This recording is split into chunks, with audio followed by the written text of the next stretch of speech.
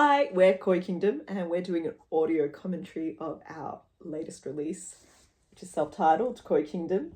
This is the graphic novel that goes along with it. It's beautifully drawn by Marcos Vialta, to my right.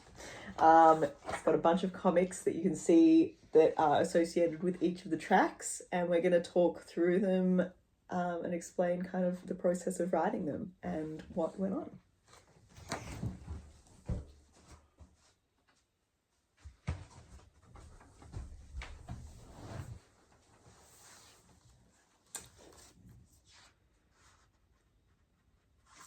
Well, you got to fill this dead space.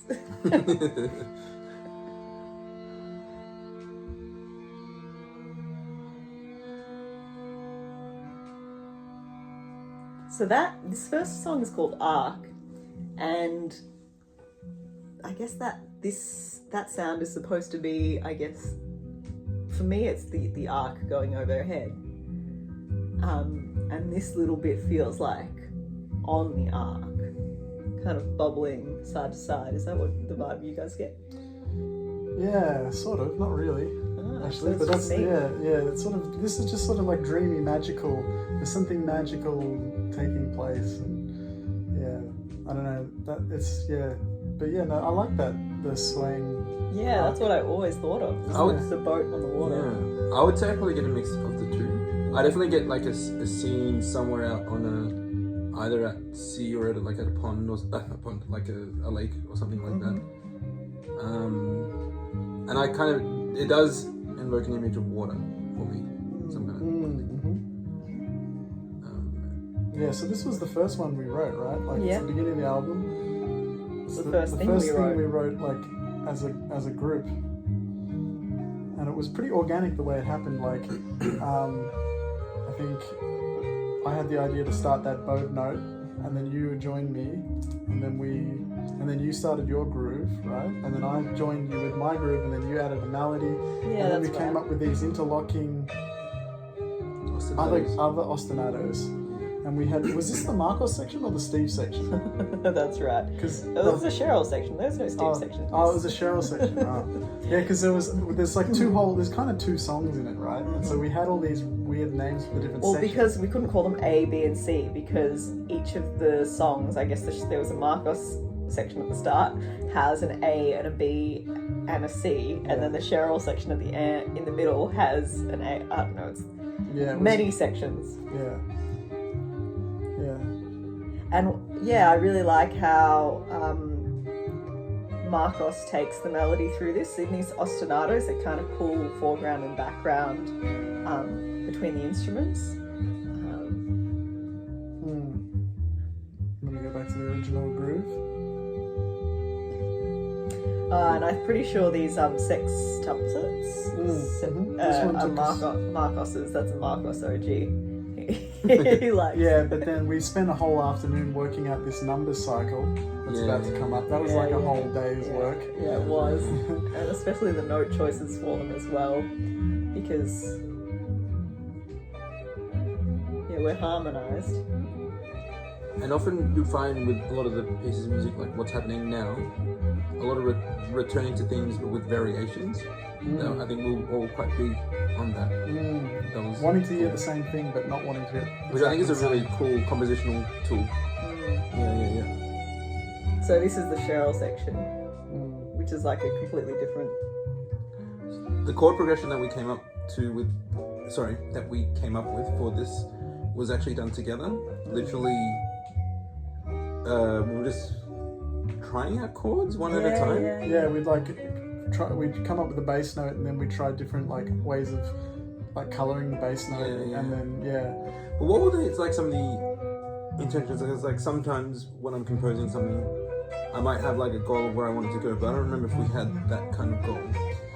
Were we thinking, did we want it to have a certain color and then go somewhere? I don't remember so much. I think it was more intuitive. I think for this section it was much more based on the feel. We did want it to be this fast 3/4 thing. It's very much like a Windows, Windows kind of thing. Yeah, and something that was fun to improvise over, right? Totally. That made sense, and it had some kind of nice 2/5s in it. Oh, I don't know if there's any 2/5s. There's one right there. Oh, Oh, yeah, that's yeah, yeah, but they don't resolve to like, yeah. Okay. So what I like about this section is that we go through the Marcot's part of the song, which is this whole like A, B, is it got a C section? Yeah. Anyway, A, B, C. Yeah. And then we go into the Cheryl section of the song, which starts with an improvisation. And then later on the melody comes in. Yeah, instead of going head, solo, head, going to Yeah. go solos first, Yeah. then the head And then happens. introduce the melodic content after the improvisation, Yeah, which I don't think happens very much. it's a pretty weird thing to do. But also, yeah, there's also this part, there's also the bridge bit in between the two as well, right? Which hasn't happened yet. Yeah. So we solo on this cycle, which we wrote a melody to, but we haven't actually heard the melody to the cycle yet. But then we cue out to this other build-up section. Yeah. So I think the MO for me was not the MO, the Intention. the task was to get big and high. Yeah, this is the cue out bit. So we could write a lead sheet for like this part of the song, and you'd probably be able to play it at a gig. Yeah. the middle part of this whole We tune. should do that for our next gig. Yeah. Put in the real book. We could also probably let the audio play a little bit of time.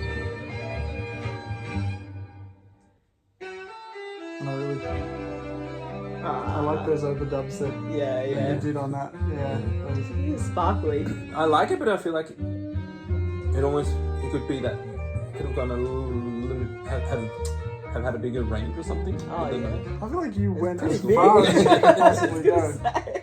Only yeah. You kind of, yeah, I think that's one of the things you like doing is like expanding the guitar beyond what it can actually do. So I like all of these counter melodies that you guys came up with. They're not even counter, it was like kind of like a widening of Kinda the harmonic. melody. Yeah, harmonizing. Yeah, again, and you can also, yeah, that's right. So the melody happens twice, but we Yeah. kind of accompany it Yeah. differently both times. Yeah, and it's all composed accompaniment. Yeah, that's right. It's all quite specific. Oh man, we spent so long on this trying to figure out how to get back. It was How all do we about. get back? So we've kind of. Because they're two different tempos. The yeah. Cheryl and Marcos Yeah, so this parts is- of the song. And there we did a slowdown just there. Yeah, which was all to do with Marcos's like head nod kind of. Yeah. I think we pull it off pretty well. And so that's kind of the sort of the bridging between the sort of the way we kind of go from that melodic 6/8 thing to the sort of more interlocky. Yeah. That's how we sort of bridge that. And so the whole concept behind this tune is that there's a boat overhead that it's like an origin story of the fish turning into sentient beings, and they see this thing going overhead, which we're assuming is like the mythology of how they began, and something gets sprinkled into the water, which we will get into in the next song, I guess, and they eat it up and they turn into little human fishy hybrids, I guess. That's right. And who knows how many generations of fish ago that is. Maybe it's like 100 generations, but that's only like a couple of years of fish. Who knows? One cool effect that you might subtly notice from the recording is Rowan put a kind of I don't know if it's called tremolo, but when the volume ducks in and kind of low and goes low and high, so it kind of sounds like a watery kind of effect, which is very cool. Yeah, we That sort of, really added to the mood of the song, I thought. totally. The tune, I should say. Yeah, we sort of gave him we told him a little bit of the character of each of them. And he tried to accentuate that. Yeah. So that one was like super dreamy and sort of like, magical, which is why he sort of did that. So this is our metal tune called Shit Nipple. Inspired by Slipknot. Sort Kind of. Well, yeah, I mean the riffs maybe, but the name is like Yeah. a reference to the original name that when this band first formed, it had a fourth member, and we were called Shit Nipple. That was the name of our band. Yeah. And that was with Lincoln. And Lincoln also gets a shout out in this tune. Yeah. Later, we included one of his famous one-liners, but we'll point that out when it comes up, maybe. So Cheryl's kind of like the lead vocalist here, right? So that was you doing your screaming, being like a pretending you're like a that's screamer. right. I was trying to be my screamo. Doing the sort of On sax. and then Marcus and I playing the unison. I'm doing it bowed, and there's. I remember when we recorded this, we tried to layer on like a lot of really heavy distorted guitars. Yeah. But it didn't end up sounding that good, so we ended up kind of burying it and using mainly your original one that you used. Because I reckon the bowed bass gives a real largeness to the sound. I think there was a little distortion put on your bass Yes, as well. was it? Yeah, there was. I think so. Really This shuts it up. tune, and also on Deathfish as well. I really like those harmonized guitar. Like they're so weird though. Yeah, so this one, and sax. And sax, yeah. I remember when we wrote this one, we all like split off into different rooms and came up with riffs. Yeah. And then we came back and we sort of Shared amalgamated each other's riffs and our put riffs them all together. And yeah, that's right. And then that interjecting one was the one that was in that really whack time. That was your one, remember? Yeah. And we somehow jammed that in there. That took another whole day. You'll hear the that comes time back, later on how it shifts into the other time signature. This melody Marcos came up with. Yeah. There was kind of an error in communication. Yeah, because there's this bit that's. But it worked well. Here it is.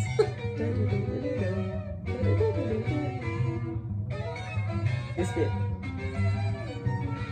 Like, I think Marcos just played it like slightly late, and I was like, oh, that's cool. It starts on the second triplet.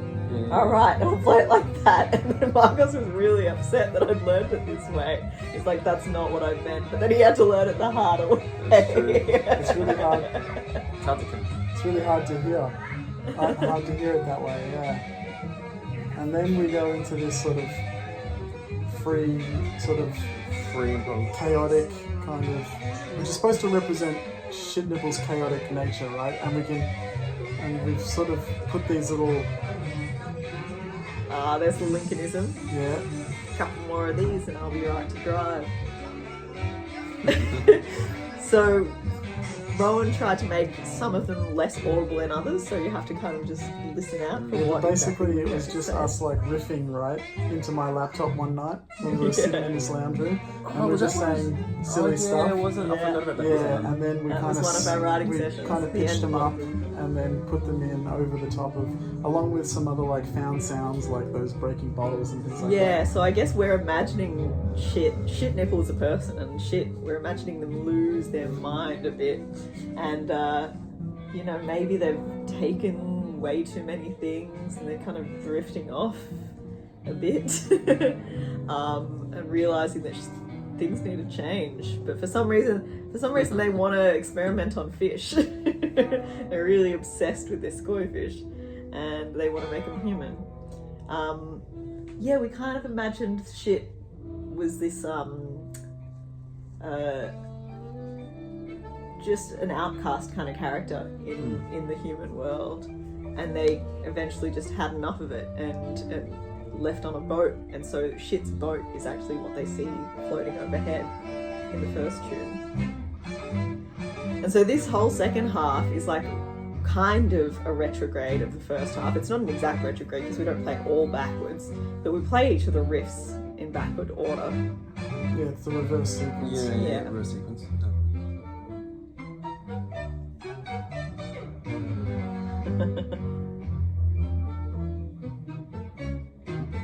I like how pointy this is.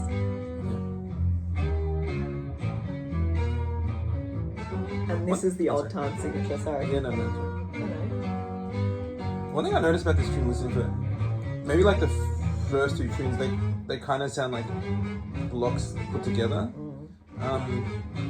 which can sometimes sound, it can be a bit boring for listeners sometimes if there's something that sounds like that. But when I listen to this, like the whole form, it doesn't really, like it's very engaging the whole time.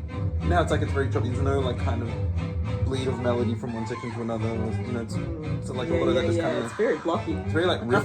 That scream was so fun.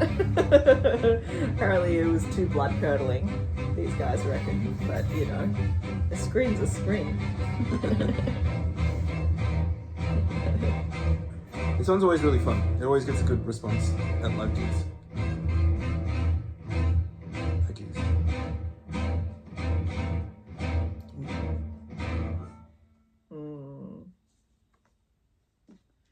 Was that harmonic nailed on the? I don't know.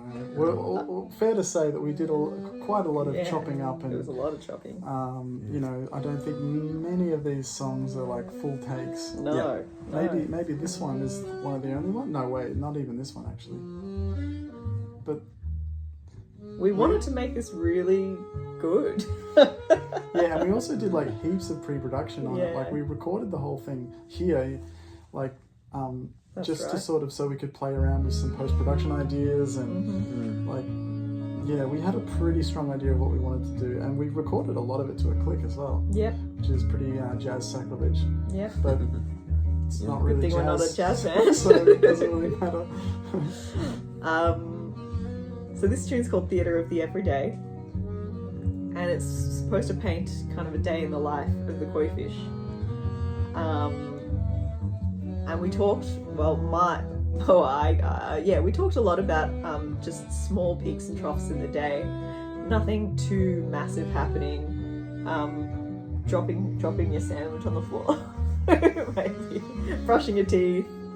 Cutting your finger, maybe. But also, like Marcos has some beautiful drawings in here of riding a bike. He's got one of us three playing. Sure. You want to see? Oh yeah. Okay. Here you go. I don't know if you can see. You probably can't see that because it's focusing on my head. But you'll see it if you get the album. Yeah, so basically it's just this melody, this chord sequence, and it's a cycle. It's supposed to feel like a cycle that just keeps repeating. And again, it sort of repeats, but it changes every time. The one thing that we wanted for this was we knew that we wanted the song to end a semitone away from where it starts. So that was kind of so that when it gets back to the top, it feels like it's changing key every time, but it's not. Yeah, that was really cool. But it's literally just a semitone. Yeah. And we came up with this melody together, right? I think so. Yeah, which was really interesting. We hadn't done that so far. It was the only one we came up with the melody together, and we were literally sitting on this couch, singing parts of melody, going, "Where do you want it to go Just now?" literally, phrase by phrase. Yeah, higher or lower. I really like this moment of Stephen and I passing the melody to each other. He plays it really beautifully, and it's just a really nice moment when the bass comes in underneath me playing the melody. And then, And this bit was like, I remember was it that Barney McCall song? Which one? What was the name of it? Yeah, it was Oh, like the rhythm. Not this section, but this section. No, this Oh, section. okay, this Yeah, section. but The one with like the picture of the bird on it. Oh, yeah, it's not- Murabark. It's off- yeah, was it? Yeah, Okay. I think it's the first track off Murabark. We sort of, kind of, It drew inspiration from. yeah, totally. Yeah. It's a great song. It's a great song. Nectar Spur, I think it's called. Yeah. Yeah, that's right. So this is Cheryl just soloing over the form. I think this is the only song the only tune where we have it kind of like that jazz thing standard. of the head and then soloing on the form. Yeah. Is that right? Yeah, I think so. Because every other song's kind of got solos more with sections. dedicated solo sections that have different changes or different chord progressions. This is, I love this solo. It's one of my favorite of Cheryl's solos. It's so good. Yeah. Good. It's just the freedom of the phrasing, it flows over the bar, but it always follows the changes, but it doesn't sound like you're like stating the changes. It's so awesome. Yeah, trying to keep it light, not go too hard. Yeah. And then I solo over the sort of next bit of the tune, sort of the B section, I guess. It's kind of like an A, B, and a C, this one. Yeah. It's recorded really nice, like the bass sounds. the blend of the guitar and the bass. Yeah, this one's the most natural sounding one on the record. Like, Yeah. that was what we were kind of going for. And it's also the one that I don't think has any overdubs. Like, it's just the three of us playing. True. Which is actually one of the reasons why I like it so much, because it's kind of like, I feel like we succeeded in writing a really good song for this instrumentation, which is a weird instrumentation, but it's like the best version of this song is just the three of us.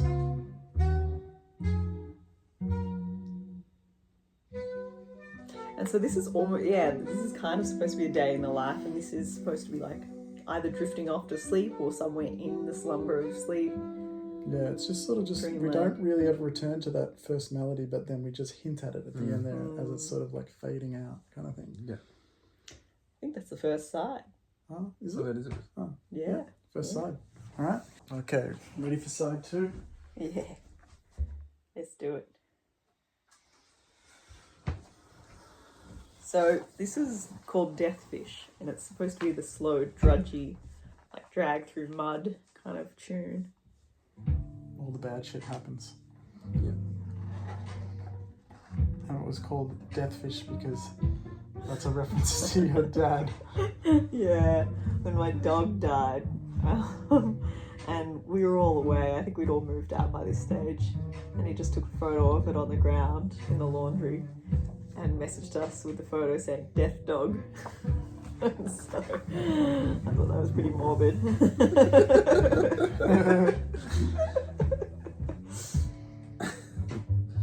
Yeah, so I feel like we just were like trying to come up with like the darker sounding chords. I think you came up with that groove, which is, and then I,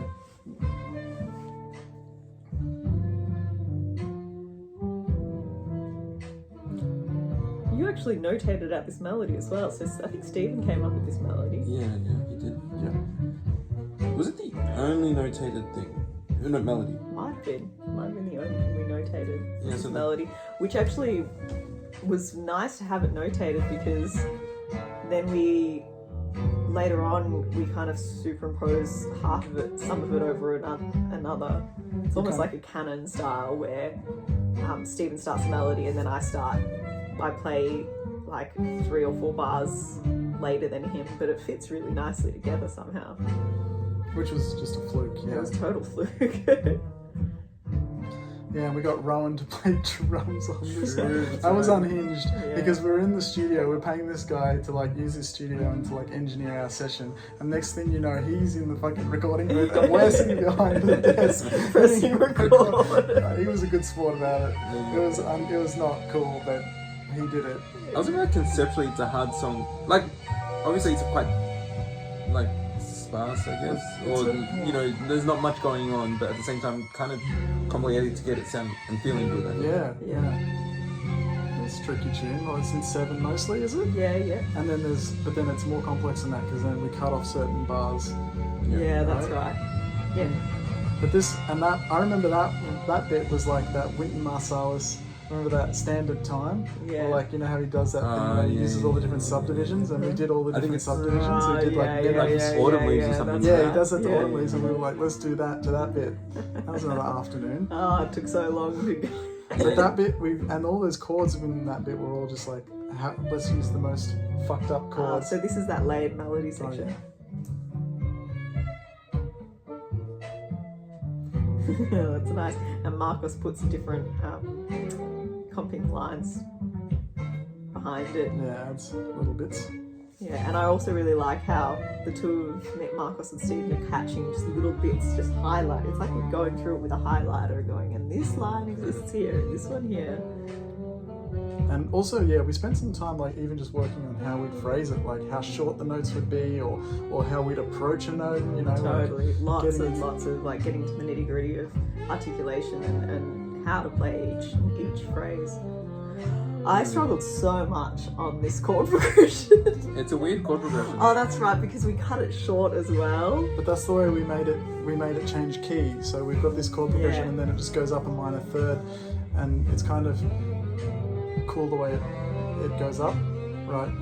So this is the higher key, and then But we only do like 2.5 cycles. yeah, of because each that's how chord. it changes key. Because then the third chord in the new key becomes the first chord of the old key. So this is the old key again, and that, if that makes sense. Yeah.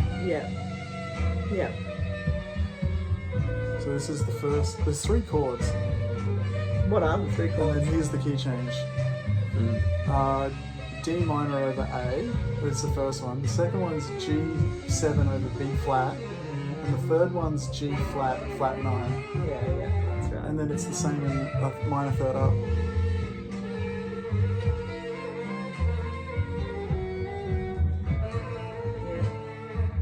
It's like you've adopted like a personality for this solo. It's got like a Yeah, yeah. Someone's And not, screaming. yeah, that's right. And it really is supposed to be just like the darkest kind of like world-ending kind of catastrophe that we're going for. Do you have any like emotions or thoughts or something you're drawing from when you're playing it? Well, this Or is the just- opposite to Theatre of the Everyday Solo, Yeah. really. Exactly. It's the other extreme. Yeah. This part sounds cool. I love the symbols Yeah, that Ron Ron. put in. It makes it. I don't So know. Just here's the sound B like section again, And but I more think this is wild like and unhinged. going as hard as we could. Like I remember every time playing the solo feeling so out of breath. Yeah. Yeah, You I don't think want to it's- do too many takes of this Yeah. one. And I think we didn't. I think we only did 3 or so Yeah. max. Like we put a limit because I couldn't do it. It's funny seeing you after like soloing this, and I think maybe in like one of the other songs where there's big solos, and you do look like once you finish the take, you look like something you've just gone through some heavy shit. Doesn't leave anything on the table. Yeah, nah, I think the extra symbol work that Nolan did is awesome. So this is supposed to be the whole thing crumbling and collapsing, turning into rubble. Like Yeah.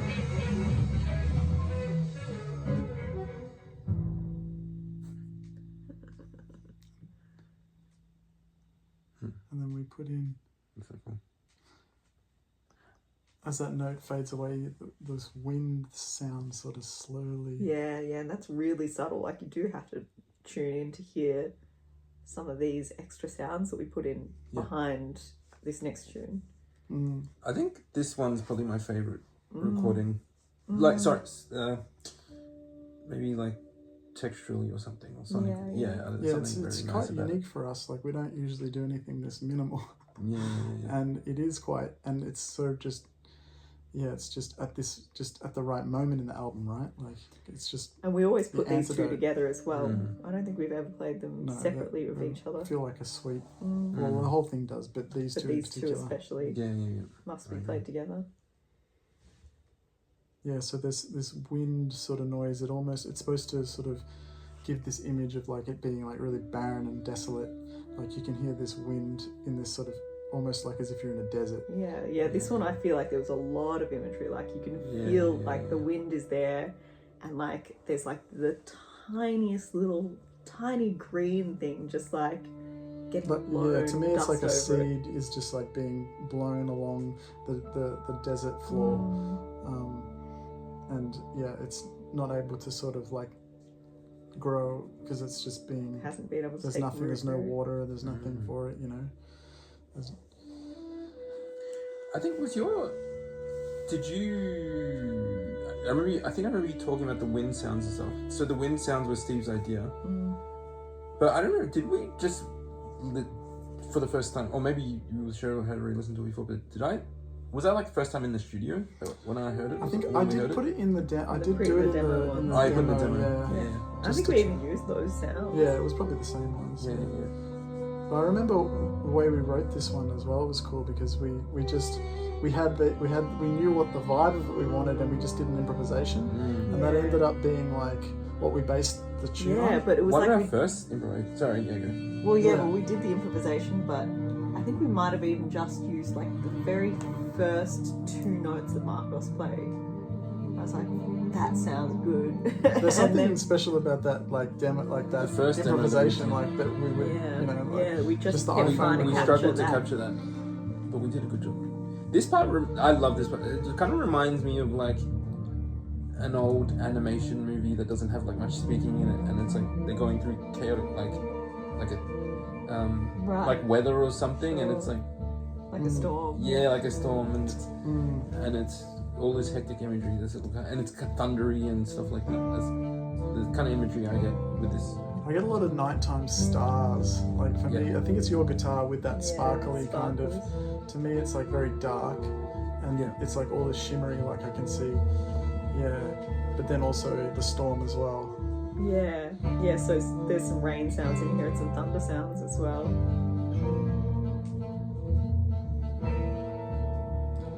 Like that kind of sounds like lightning or something. Like those kind of hits when we're doing. Yes. For me, I remember, I think I never kind of articulated to myself, but I kind of drew on inspiration from this like introduction to one of the Return to Forever tunes, like the La Fiesta tune, where it's got like or some time ago, I can't remember what it's called. No, La Fiesta.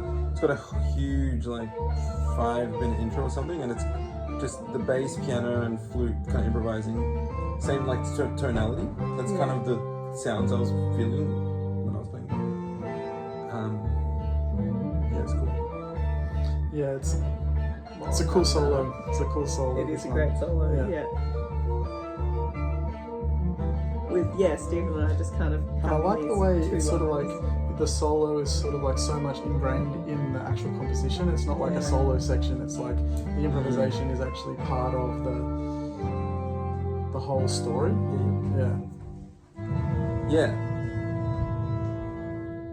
And this is the heartbeat. You know, it's like the heartbeat starting again. The heartbeat starting again. Yeah. Or for the first, It's like through that sort of storm or something, and then. And so, I imagined like.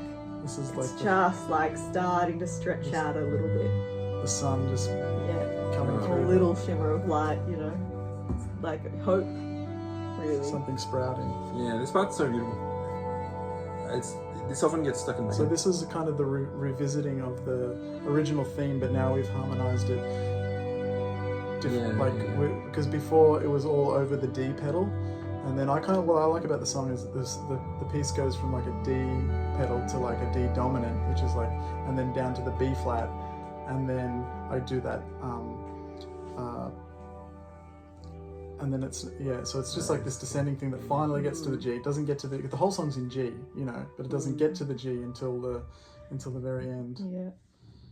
Oh, those sparkles at the end are so beautiful. Now the epic.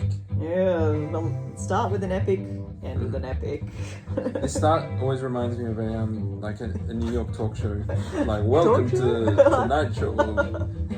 Or like we said something else as well. Kind of like a cop show. Yeah, New York cop show. Both. An 80s cop show. Yes. Our very talented percussion player. Yes, he did so well. He added so many things to this. Yeah, we knew we wanted to ask him for this, didn't we? To play tabla mainly, but then he kind of just brought a whole bunch of things, and he ended up just like layering a lot of percussion onto it, and he's the perfect dude to do this with as well, just because they were, all drummers are great at time stuff, but we just had all of these weird groupings, and this bit, he came up with this bit. This grouping. Yeah, nice little. So is it a rhythmic cadence? Yeah. It's because he's got Carnatic training. Carnatic Indian music training. So he's just rhythmic language is so different to ours, and super developed and incredible. Yeah. So this is kind of the same melody in a new key. So that was the kind of goal with this tune, was to have this melody in 2 keys and then have these sort of sequence of chords that would toggle you between the 2 keys. So this is the sequence of chords, and it kind of spits you out in a new key. But then this time it spits you out in a new section. Oh, sorry, we wanted like this bit was like parallelism or something in the yes, that's right. The chord sequence is like have a particular shape. Sorry. Yeah. Intervallic shape, yeah, that's it. And that bit was like that build up. I remember was like, what was it? What's that Bruno Mars song? Like Uptown Funk. Uptown Funk, yeah. It's just like the Uptown Funk bit, how it goes up in semitones. Yeah, that's right. Wait, did we ever talk about that? Yeah, we did. That's funny. And then here's our like Motown sort of Yeah, groove. and we had to do another new time speed change. speed change, Yeah, yeah. tempo change. And Tempo. Quite a lot of tempo changes in this and record. this is kind of like we were kind of going for like maximum cheese, but then added with the sort of like post bop kind of interjections, right? That was Yeah, the, yeah, with the yeah. melody. That's right. Yep. It's So kind it's of like kind. Michael Brecker meets Kenny G or something. I don't This know. part reminds you of Marvin Gaye. Oh, yeah. Yeah. No, Marvin. Yeah. Yeah, it's the Yeah. same What's chords, going on? actually. What's going on? That's it. Yeah. So it's a place of rest before you get back to the 80s cop show. The 12/8, yeah, we were thinking, what kind of groove can we do this? The thing what I like about this record is that because we had like a strong storyline, that we were able to bring a lot of characters to different sections. So like it feels like a lot of sections have a really different character. But Like this, that. this one was supposed to just be a big party, right? That was our goal, was Yeah. to make it Yeah, sort of jubilant, you know? that's right. Celebration. This is such a great solo, by the way, Marcos. Yeah, this is one Thank of you. my... It's so hard to solo through. Yeah, these those little changes, These yeah. changes, And that's yeah. what makes it so cool, though, right? It's like... I did like the solo. The only one annoying thing is at the end of the solo, I didn't land the last note. Is it just whatever It's it is? kind of... Yeah, now Yeah. you'll grow to love it. I think I do now. And the other fun post-production thing we did on this was like doubling the melody as well. Oh, yeah, you Yeah. double-tracked it, like... Oh, like chorusing. Yeah. Which was And you really also fun to do. double-tracked all of your, like, interjections Yeah, and you improvised? Yeah, That was yeah. cool. So I'd improvise them and then I harmonise them later. Yeah. Oh, you said here, this one. Yeah, these bits. No, all of the bits just before, and then this is octaves. That reminds me of Barney. Honestly, that reminds me of the Kurt Rosewinkle line just there. Yeah, we were... Yeah, this one a little bit like flashbacks. Yeah, totally. Yeah, is that last? No. Come on, man. It's fun, lady. Those transitions, Yeah. they were the bane of our existence. So we try to make every transition different Yeah, that's in right. the song, and there's so many transitions. So many transitions. This is me trying to be as cheesy as I can, really. Marcos doing that, that skanky funk Yeah. groove. You do that really well. It's weird that you do. Especially with that guitar as well. Yeah, I All the know. guitar. And this last chorus coming up, oh no, after the solo. Yeah, it's my yeah. favourite part of maybe the whole album. It just feels like every time it comes in. Ah, it's yeah, it's like awesome. Yeah. It's epic. I remember where we melody, were. yeah. I remember that we were at Bar Russo and we were listening to a band, and you were like, maybe we should put a key change in the. Yeah. Because I think they must have done a key change at the gig we were on, and we were like, oh, that felt good. And you were like, maybe we should do that. Really? I don't remember that. I don't remember that. I either. do, yeah. I remember being at Bar Russo. The key Nice. change is important. Yeah, well, it just sort of adds to the whole like Yeah. cheesy pop thing as well. Yeah. Which is what we were going for. Because it's not something I really do much in my own composition, really. Here it is. And this is harmonised.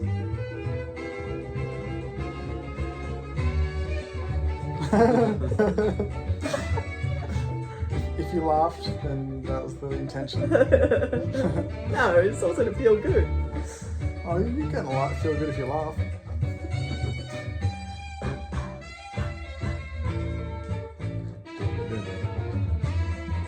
Yeah. I come up with the harmony. I like it. But I don't I think remember it was how we- basically the same as the other one. Like we went through it chord for chord, you know. Just It's kind of a weird chord progression. Like it's Yeah, This it's end, cool. like the end. this. I remember that last little line was definitely that's definitely a Marcusism.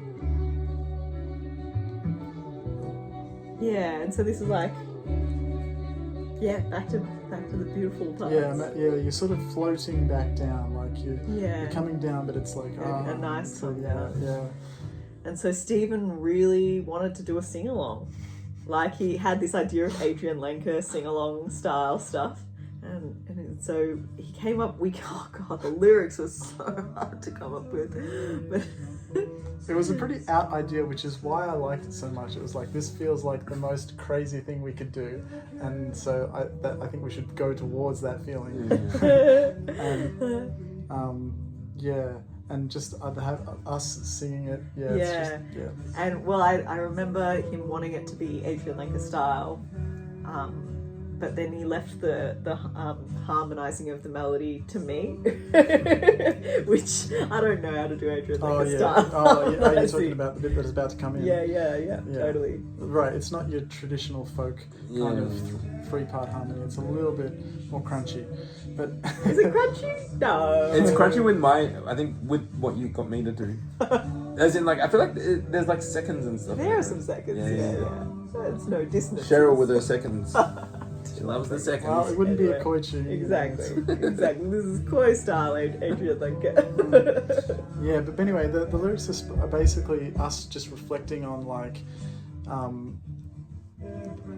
I guess getting everything that's come before us to sort of give us this opportunity to basically spend this time together and write this music together, and just like being grateful for that, and just reflecting on it. Yeah. Like this verse is us basically describing the process. Yeah. And I can't remember who added the two, but we had the idea of having our friends as the backup choir for this, and it had to be people that we liked hanging out with and friends. Yeah. So it was quite special. It adds a realness to what we're Yeah, and doing. an actual meaningfulness to what we've made. Yeah. Yeah, and then the second half of the verse This is so good. is a little bit more sort of philosophical, thinking about like the broader context of everything that's sort of coalesced in order for us to be here and to have this time moment and in space time. Yeah. and opportunity. And Marcus does a great John Mayer here. Pete Murray, Pete Murray. actually. Sorry. We won't get into that. And I wanted to get so close to the mic for this little section here. Very intimate. Yeah, it's supposed to be just like a campfire sing-along vibe. Yeah. But it's too complicated to play around a campfire.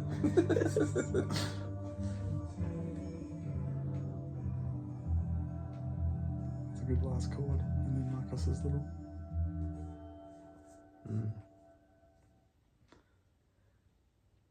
Yeah. That's some of what it went into the album. Oh yeah, and then there's these beautiful artwork too. All this beautiful artwork. Tatum on the back. Yeah. Tatum. There's definitely Tatum. Yeah. Thank you for listening to our commentary. We hope you got something out of it. Us talking about our process and what we like about it. And each other. Friendship. We're definitely friends. It makes it really nice. Very good. We love each other. Oh, Steve. Okay, alright. I think that's done.